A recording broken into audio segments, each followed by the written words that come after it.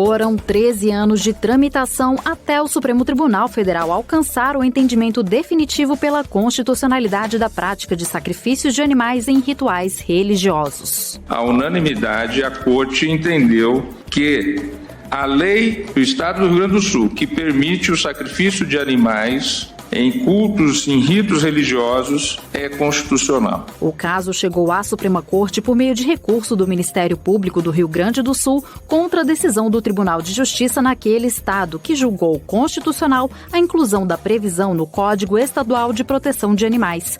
O legislador justificou a medida como alternativa para sanar conflitos e garantir a paz social. Isso porque os praticantes dessa fé com frequência eram discriminados e até perseguidos. Quem viveu na pele esse racismo religioso é o advogado Antônio Basílio, membro do Instituto de Defesa das Religiões Afro-Brasileiras e diretor jurídico da União de Tendas de Umbanda e Candomblé do Brasil. Teve vários casos de pessoas acionava marginais, traficantes, para arrebentar tudo quanto era terreiro. Terreiros onde os pais e mães de santo viviam amedrontados, porque encostavam com armas de grosso calibre, entravam nos quartos de santo, que é a coisa mais sagrada que existe para um pai e uma mãe de santo, fazia com que ele próprio ou ela própria arrebentasse todos os assentamentos, imagens, derrubava, quebrava.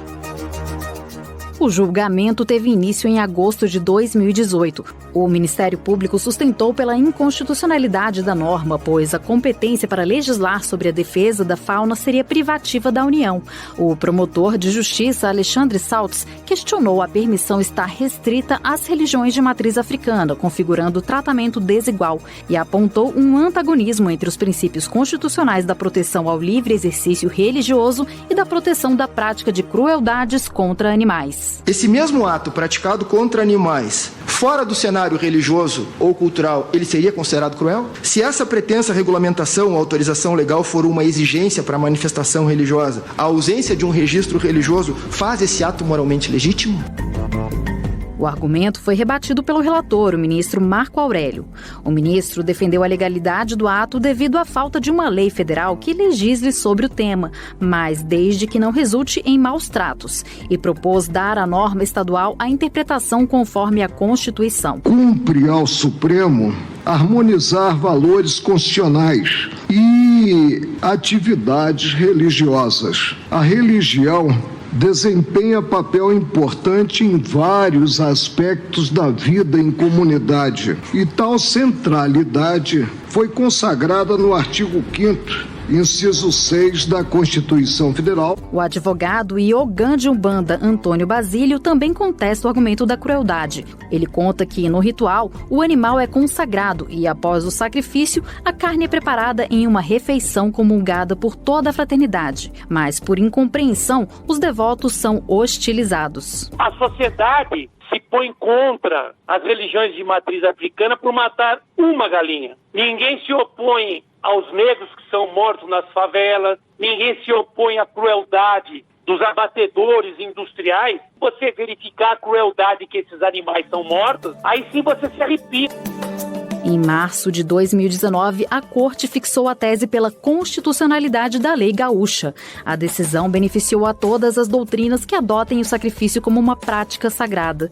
Representantes de religiões de matriz africana acompanharam o julgamento dentro e fora do plenário do Supremo Tribunal Federal. Um dos fundamentos defendidos pelos ministros foi o da laicidade do Estado e pela igualdade de tratamento. A laicidade do Estado não permite menosprezo ou a supressão de rituais religiosos, especialmente no tocante a religiões minoritárias ou revestidas de profundo sentido histórico e social, como ocorre com as de matriz africana. O sociólogo, mestre e professor de Direitos Humanos Jonas Rodrigo Gonçalves explica que, diferentemente da rinha de galos e da popular farra do boi, julgadas inconstitucionais pelo Supremo, o sacrifício de animais não tem o viés econômico como finalidade, daí o caráter humanitário da decisão. Ao dar este passo, vejo que o Supremo Tribunal Federal garante a igualdade a todos os brasileiros, sejam brasileiros cristãos, sejam brasileiros de crenças de afrodescendência. O debate permeou um elemento enraizado na formação social: a fé, sentimento de uma crença fiel em algo, uma força além da compreensão humana que transcende e conecta com o mundo espiritual.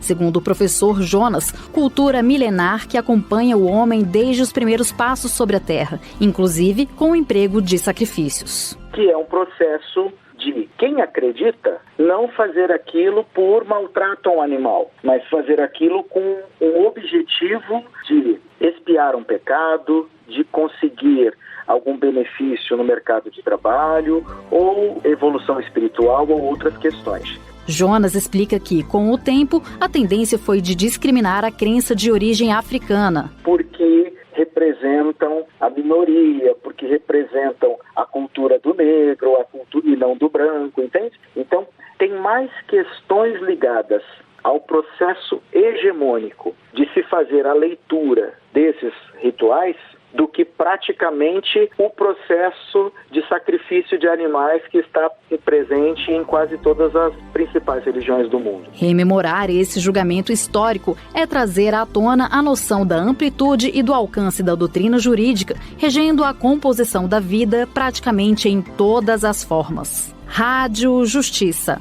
De Brasília, Patrícia Portales.